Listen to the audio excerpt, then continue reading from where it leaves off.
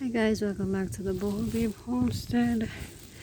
This is just a quick update on day 6 and 7 progress of building the homestead home.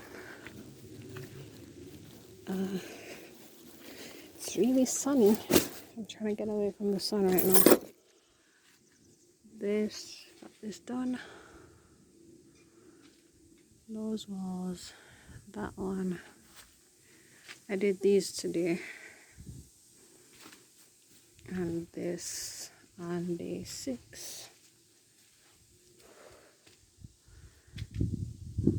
Yeah, so that's where we are now, and I need to fill these. I need to fill the block pockets with concrete and then add some more layers of blocks. See them in line with the back.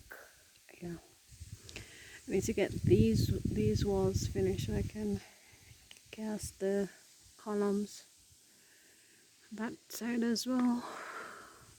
Yeah, that's just a quick update on what's been happening. I've collected a few plants. You have to head over to the BBH Botany channel. That's the Babe Homestead Botany channel to see what plants I've got and any updates that I may have regarding plants. These guys have their own channel as well, so Babe Pets or BBH Pets to keep updated with the pets.